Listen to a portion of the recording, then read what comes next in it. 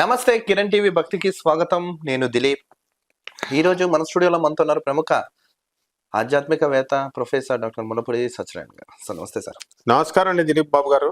ఈ మధ్య కాలంలో యూట్యూబ్ లో ఒక వార్త అనేది తెగ వైరల్ అవుతుంది. యక్షిణి సాధన. ఎక్కడ చూసినా యక్షిణీలు ఉన్నాయా, అసలు యక్షిణి సాధన ఎవరు చేయాలి, నిజంగా యక్షిణి సాధన చేస్తే ఫలితాలు ఉంటాయా అని రకరకాలుగా గైడెన్స్ కన్నా మిస్యూజ్ చాలా మంది చేశారు. మీరు అందులో బాగా నిష్ట పొందారు కాబట్టి శివుడు సైతం యక్షిని నియంత్రించలేరు అని చెప్పాడు అనే వార్త వినిపిస్తుంది. ఇది నేషనల్ మీడియా వరకు కూడా డిబేట్ వరకు వెళ్ళి వాళ్ళు కూడా చర్చించడం జరిగింది, వాళ్ళు కూడా తెలపడం జరిగింది. అసలు ఈ యక్షిని సాధన అనేది ఎవరు చేయాలి, ఎలా చేయాలి, ఎక్కడ చేయాలి, ఏ విధంగా చేయాలి, ఎవరి కోసం చేయాలి, అసలు ఎవరి కోసం చేస్తా నిజంగా శక్తి అనేది ఎలా ఉంటుందో మీరు దాంట్లో కొంచెం నిష్ఠాదిగా మీరు అందులో ప్రాముఖ్యం చెందారు కాబట్టి ఒకసారి దాని వివరణ చెప్పండి. యక్షిని నిజంగా ఇప్పుడు ఏదైతే అపోహ ఉందో దాన్ని మీరు క్లారిటీగా ఈ వీడియోలో చెప్పినట్టయితే కొంచెం ఆడియన్స్కి అపోహ కూడా పోతున్నాం. క్లియర్గా స్ట్రైట్గా సూటిగా సుత్తి లేకుండా చెప్తారని ఆశిస్తున్నాను. దాని ఒక వివరణ అయితే తెలపండి. తప్పకుండా అమ్మా. ఇప్పుడు యక్షిణీల గురించి ఒక్కళ్ళ కూడా తెలీదు, కానీ ప్రతి ఒక్కడు కూడా యక్షిణీల గురించి భయపెట్టేస్తూ చెప్పుకుంటూ వచ్చారు. తర్వాత ప్రత్యంగిర అమ్మవారిని ఎంత అన్పాపులర్ చేసేసారంటే మొత్తం టోటల్ అన్పాపులర్ చేసేసారు. ఆమె అయినంత అన్పాపులర్ గా ఏ దేవత కూడా అవల. అలాగే యక్షిణీ దేవతలను కూడా వీళ్ళకి తెలియనప్పుడు నోరు మూసుకుని ఉండాలి. ఉండకుండా యక్షిణీలు పిక్కు తినేస్తాయి, ఒక రకం మీ దగ్గర లేని తీసేసుకుంటాయి, ఉన్నాయి తీసేసుకుంటాయి, నాన్ సెన్స్ అంతా చెప్పుకుంటూ వచ్చి మీతో కామం చేస్తాయి, సంభోగం చేస్తాయి, ఇట్లా పిచ్చి పిచ్చి అన్ని చెప్పి యక్షిణీ స్టోరీస్ అని ఇలాగా ఎవడిష్టం వచ్చినట్టు చెప్పుకుంటూ వెళ్ళిపోయారు. దానికి అడ్డుకట్ట వేసాం మనం. కారణం, మనం యక్షిణీ సాధన చేసాం గురు పరంపరలో. అండ్ ఆ యక్ష గంధర్వ కిన్నెర కింపురుష విద్యాధర నాగ ఇంకా అనేక రకమైనటువంటి దేవతలు ఉన్నాయి. ఈ దేవతలు సృష్టిలో ఎలా వచ్చినాయి అంటే ఇప్పుడు సృష్టి వచ్చినప్పుడు ఒక విబ్గ్యార్ అని స్పెక్ట్రమ్ ఆఫ్ లైట్ ఎలాగైతే 7 రంగులుగా చీలిపోతుందో ఆ విబ్గ్యార్గే ఇవి single light white light split అయ్యి స్పెక్ట్రమ్ లో 7 రంగులు ఇంద్రధనుస్సుగా ఎలా అయితే వచ్చినాయో యక్ష గంధర్వ కిన్నెర కింపురుష ఈ దేవతా జాతి ఇవన్నీ కూడా నాగంధర్వ స్పెక్ట్రమ్ ఆఫ్ లైట్ లాగా చీలిపోయింది. అండ్ నేను మొట్టమొదటి నుంచి చెప్పుకుంటూ వచ్చాను ఎలాగా శనీశ్వరుడు autonomous planet monitoring, Brahma Vishnu మహేశ్వరులు monitor చేస్తారు తప్ప వాళ్ళేమి అధికారంలోకి శనీశ్వరుడు అధికార పరిధిలోకి రారు. ఎవరి కర్మ ఫలదాత ఆయన కర్మను పట్టుకుంటాడు. నువ్వు మంచి చేస్తే మంచి ఫలితం ఇస్తాడు, లేకపోతే చెడైతే చెడు ఫలితం ఇస్తాడు. అలాగే అటానమస్ ప్లానెట్ ఇది, ఒక ఏఐసిటి ఒక యూజీసీ అలాగనమాట. అలాగే మన యక్షిణీ మాతలు కూడా బాగా బ్యాడ్ పాపులర్ చేశారు. వీళ్ళు ఏ కామమో అడగరు, ఏమీ చేయరు. వాళ్ళు యక్షిణీ మాతలు శివుడితో ప్యారలల్ గా పరాశక్తి అయినటువంటి పార్వతీ అంశాలు. శివుడు సృష్టి ఈ యక్షిణీలు ఎవరంటే బ్రహ్మ సృష్టించలేదు, విష్ణువు సృష్టించలేదు, శివుడు సృష్టించలేదు. వాళ్ళని మనందరినీ సృష్టించాడు కాబట్టి శివుడికి ఏమిటంటే మన మీద అధికారం ఉంటుంది. అరే నాయన తండ్రి కాబట్టి అరే చెప్తే వినకపోతే శిక్షిస్తాడు. యక్షిణీలను శిక్షించే శక్తి శివుడికి కూడా లేదు. ఎందుకంటే ప్యారలల్ గవర్నమెంట్ కలగజేసుకోరు వాళ్ళు. శివుడు యొక్క ధర్మం ఎలా ఉంటుందంటే నీకు నువ్వే పిలుచుకున్నావు, నీకు నువ్వే ఆహ్వానించుకున్నావు, నీకు నువ్వే కమిట్మెంట్ పెట్టుకున్నావు. ఒక తండ్రి ఎలాగైతే ఒక కొడుకు బిజినెస్ పెట్టుకున్నప్పుడు వాడు మంచి వాళ్ళతో పెట్టుకుంటే పార్ట్నర్స్ని మంచిగా ముందుకెళ్తారు, చెడ్డ పార్ట్నర్స్ని పెడితే ముంచుతారు. తండ్రి అనేవాడు ఇంటర్ఫియర్ కాడు, వాళ్ళే తేల్చుకుంటారు బిజినెస్లో లాస్లో వస్తే. అలాగే ఈ యక్షిణీలో ఏంటంటే ఈ అనురాగ యక్షిణి అని ఉంటుంది. ఆ యక్షిణి సాధన చేసినప్పుడు అందరూ నిన్ను ప్రేమించేస్తా ఉంటారు. ఇక మొత్తం నీ చుట్టుపక్కల వాళ్ళు ఇంట్లో పని మనుషులతో సహా ఈ ప్రేమను తట్టుకోలేక నువ్వు ఏం చేస్తావంటే పిచ్చెక్కిపోద్ది, అంటే బ్యాలెన్స్ చేసుకోలేవు. ఎరక్కుపోయి వచ్చాను ఇరుక్కుపోయానని అక్కినేని నాగేశ్వరరావు గారు లవర్స్ అందరికి ఫోన్లు చేసి ఆ సెక్రటరీ సినిమాలో అందరినీ వాణిశ్రీ పంపించేస్తే ఒక 4 వచ్చేసరికి ఒకే టైం ఇచ్చేసరికి పిచ్చోడైపోతాడు ఆయన.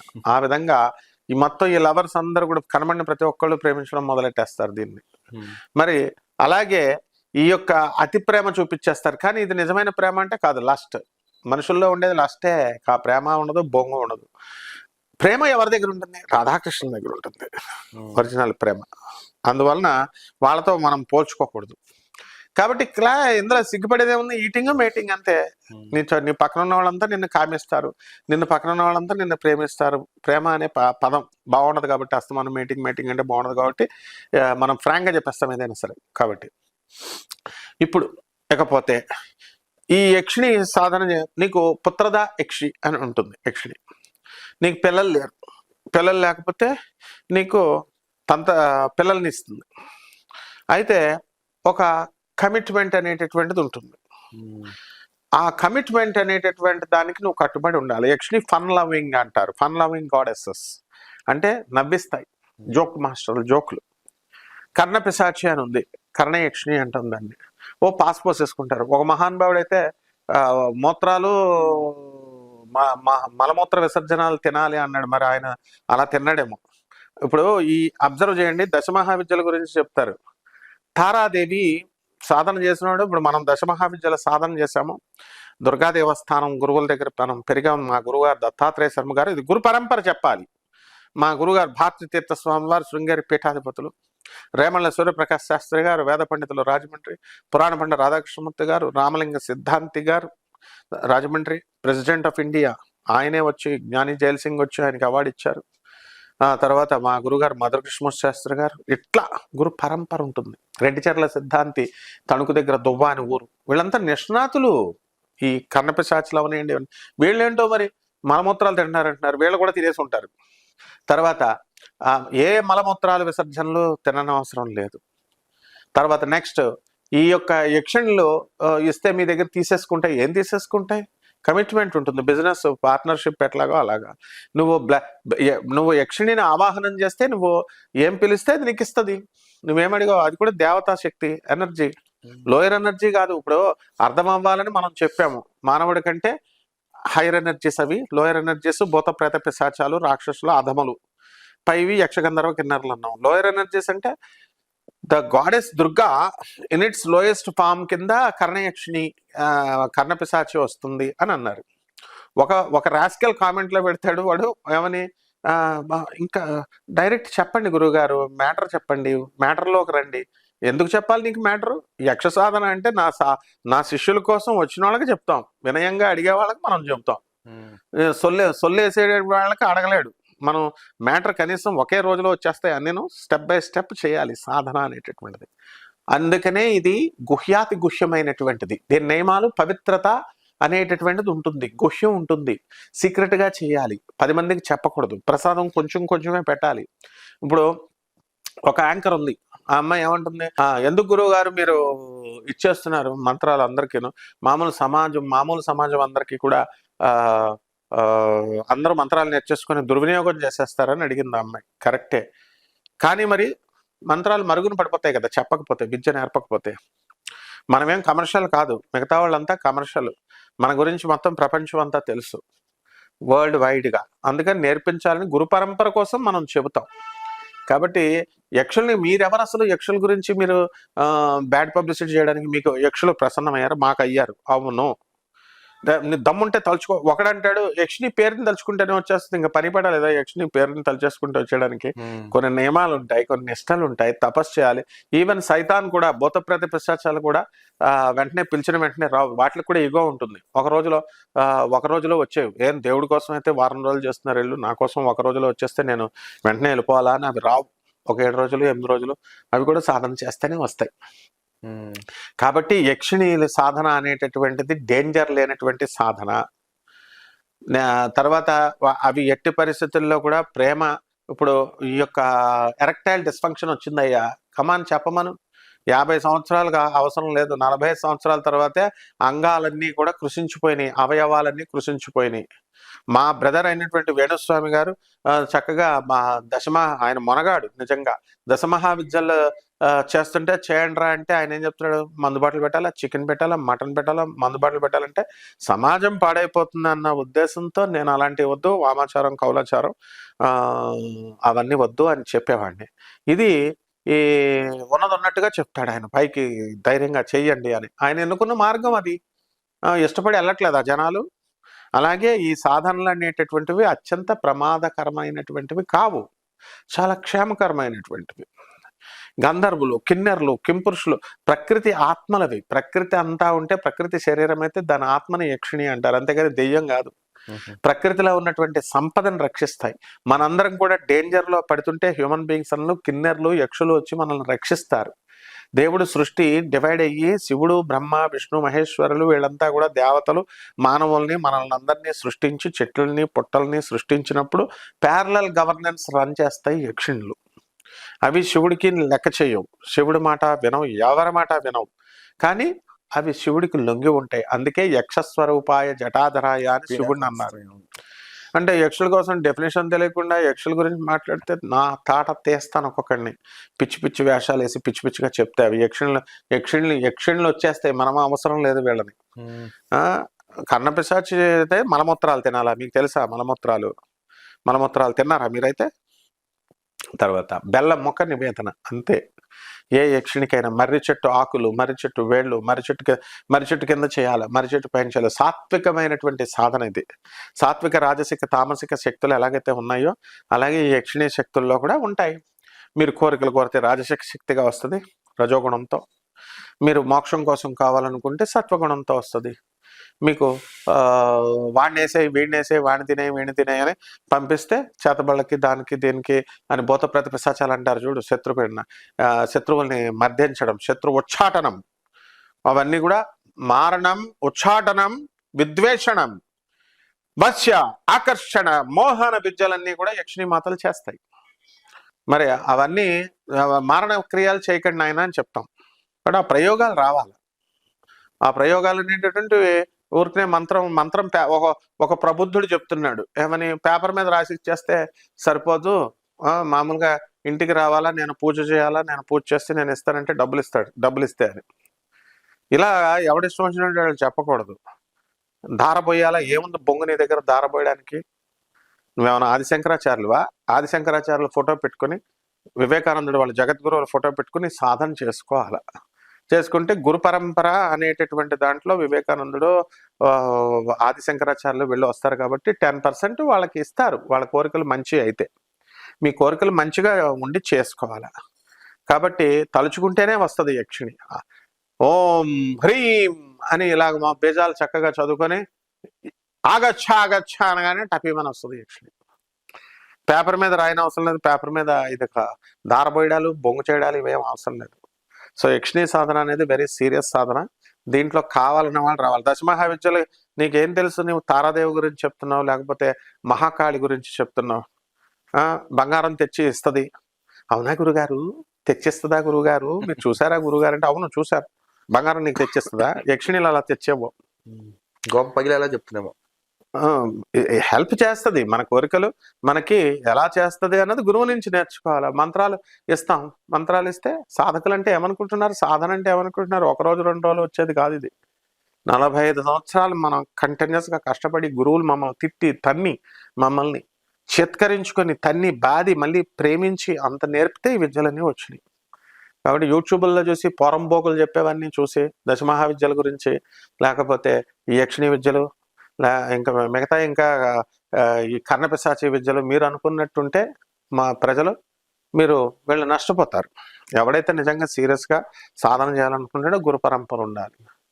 మనం నాన్ కమర్షియల్ కాబట్టి తప్పకుండా మనం సలహా చేయడానికి, హెల్ప్ చేయడానికి మనం తప్పకుండా ప్రపంచం అంతా మనకు పేరుంది. వాళ్ళు ఛానల్ వాళ్ళు పెట్టిన రూల్స్ అండ్ రెగ్యులేషన్స్ని బట్టి వాళ్ళని అప్రోచ్ అవ్వాలి. అది డీసెన్సీ ఉండాలి. తాట తీస్తా, ఎవడైనా సరే పిచ్చి పిచ్చి కామెంట్స్ పెడితే తాట తీసేస్తాను. యక్షిణీల గురించి మీకు తెలీదు, మ్యాటర్ చెప్పు అంటే నీకేమైనా వచ్చున్నాను నేను ఫ్రీగా నేర్పడానికి, ఫ్రీగా చెప్పడానికి? నాలెడ్జ్ అనేది నేర్పిస్తాం గురు పరంపరలో. నా శిష్యులకు నేర్పించుకోవడానికి చెప్తున్నాం. గోకుగాళ్ళు చెప్పేటటువంటి వీడియోలు వాళ్ళకి పెట్టు, వాళ్ళకి సబ్జెక్టు రాదు, పాడు రాదు. తారాదేవి మహాకాళి సాధన చేసింది లేదు, బొంగు లేదు. యక్షిణీల జోలికి వస్తారా మీరు? పీక్కు తినేస్తుంది మళ్ళీ యక్షిణి అంటే. అందువలన యక్ష గంధర్వ, ఇప్పుడు ఓం నమో భగవతే విచిత్ర వీర హనుమతే ప్రళయ కాలాల ప్రజ్వలనాయ ప్రతాప వజ్రదేహాయ అంజనీ గర్భ సంభూతాయ ప్రకట విక్రమ వీర దైత్యదానవ యక్ష రక్షోగణకర బొందనాయ. చూడు, యక్ష రక్షోగణకర బొందనాయ, భూతగ్ర బొందనాయ, పిశాచగ్ర బొందనాయ, శాకిని డాకిని గ్రబంధనాయ, ఏ ఆగచ్చ ఆగచ్చ ఆవేశ ఆవేశ, ఇట్లా మమ హృదయ ప్రవేశ స్ఫుర. మరి ఇవన్నీ ఏంటి? యక్షులను బంధిస్తారంటే ఆ యక్ష యుద్ధంలో ఆంజనేయ స్వామి బంధించాడు. శాకిని డాకిని బంధిస్తాడు. తారాదేవి దగ్గర ఉంటారు అసిస్టెంట్స్ కింద. 64 శక్తులు ఇంటర్నెట్లో చదివేసి, పుస్తకాల్లో చదివేసేసి, లేకపోతే ఏదో ఒకటి హాఫ్ నాలెడ్జ్లు పెట్టుకుని వచ్చేసి సాధనల గురించి చెప్తే ఎట్లా? So this is a very serious సాధన. యక్షిణీ మాతలు చాలా తల్లి స్వభావంతో చూడాలి. వీళ్ళంతా కూడా నో లవర్, నో స్నేహితుడు, నో ఫ్రెండ్, ఇవన్నీ పిచ్చి మాటలు నాయన. ఫ్రెండ్ కింద కొంతమందికి స్ఖలనం అయిపోతా ఉంటుంది. సాధన చేస్తుంటావు, వయసులో ఉన్నావు నువ్వు, నిద్రపోతుంటే స్ఖలనం కాకపోతే నువ్వు పురుషుడివే కాదు. గురుగారండి యక్షిణి వచ్చేసి స్ఖలనం చేసిందంటే రేప్ చేసేసింది, నిన్ను అత్యాచారం చేసేసిందని చెప్తారు వీళ్ళే. తర్వాత యక్షిణీలు ఇప్పుడు వచ్చి దాన్ని ఆవాహనం, యక్షిణి సినిమాలు చూస్తే ఎట్లా, సినిమాలు టీవీలు అవన్నీ గ్రాఫిక్స్ అవన్నీ వాటి నుంచి వాళ్ళు ఏంటంటే ఆకర్షించడానికి స్టోరీస్ కింద తయారు చేస్తారు. సో రియల్గా యక్షిణీ సాధన గురించి చేసుకోవాలనుకుంటే ప్రపంచం మొత్తమే చెప్పేది మనం ఒక్కళ్ళమే. యక్ష సాధన చేసాం, సిద్ధించబడ్డాం కాబట్టి తప్పకుండా గురు పరంపరలో నేర్పిస్తాము. డబ్బుల కోసం ఏం భయపడకండి, ఇది బిజినెస్ కాదు, ఇది నాన్ కమర్షియల్ యాటిట్యూడ్తో నేర్పిస్తాం. కాకపోతే ఛానల్ వాళ్ళు మరి నాకు ప్లాట్ఫామ్ ఇచ్చారు, నేను మాట్లాడుతున్నాను, వాళ్ళు పెట్టిన రూల్స్ ప్రకారం నేను నడుచుకోవాలా. అదే కానీ ఎవరి పడతాలు సలహాలు ఇచ్చి చెప్పడానికి కూడా వీలు ఉండదు కదా. లేదు కదా సాధన. ఇప్పుడు ఒక స్కూల్కి నేను మేము రైల్వే మిక్స్డ్ హై స్కూల్లో బ్లూ నిక్కర్, వైట్ షర్టు, రెడ్ టై పెట్టారు. మేము అలా వెళ్తేనే మా బ్లాక్ షూ, వైట్ సాక్స్ అలా వెళ్తేనే రానిచ్చేవారు, లేకపోతే గెట్ అవుట్ అనేవారు. అరే ఇది నా కింగ్డమ్, నా సాధన. మరి ఆ యక్ష సాధన చేసేవాళ్ళు వాళ్ళకి సీరియస్గా కావాలనుకున్న వాళ్ళు వస్తారు. మీకెందుకు రా దోలా మిగతా వాళ్ళకి సాధన చెప్తుంటే యక్షిణీల గురించి నువ్వు చెయ్యవు, నీకు తెలియదు. బేవర్స్ నా కొడుకులు చెప్పినవన్నీ చూసుకోండి ఆ వీడియోస్. ఎవరైతే సీరియస్గా చేసుకునే వాళ్ళ కోసం పెడుతున్నాం. ఈ ఛానల్లో యక్షిణీ సాధనకి మనం చక్కగా మంచి రెస్పాన్స్ వచ్చింది. మంచిగా నేర్చుకునే వాళ్ళు మంచిగా వచ్చారు, మంచిగా నేర్చుకుంటున్నారు. ఇది డైల్యూట్ చేయడం కోసం అని చెప్పి ఇప్పుడు మార్పు చూడు, అద్భుతమైన మార్పు మనం చేసిన తర్వాత. యక్షిణీ సాధన మన ఛానల్లో చెప్పిన తర్వాత అద్భుతంగా అందరూ కూడా యక్షిణీ దేవతలు అంటూ కాస్త చదువుకున్న వాళ్ళంతా వీడియోలు చేసి పెట్టారు. చక్కగా ఒక విప్లవం వచ్చింది. నేషనల్ ఛానల్స్లోనే డిబేట్ జరిగింది చక్కగా. బుద్ధిజం, జైనిజం, ఈ మతాల్లో ఉన్నటువంటి ఈ యక్ష సాధన అనేటటువంటిది అంతా బయటకు వచ్చినాయి. అది మార్పును అంగీకరించాలి. అందుకని ఎందుకు చెప్తున్నారు, ప్రజలకు ఎందుకు నేర్పిస్తున్నారంటే నా ఇష్టం, నేను నేర్పిస్తాను. పేద ప్రజలంటే మాకు ఇష్టం, నేర్పిస్తాం. కాబట్టి అన్ని సమస్యలకి కూడా దశమహావిద్యలు ఏం చేయవమ్మా. దశమహావిద్యలు అనేవి పెద్ద పెద్ద దేవతలు, వాళ్ళు పార్వతీదేవి యొక్క అవతారాలు, చాలా పెద్ద ఎనర్జీస్ అవి, వాళ్ళు చేయరు.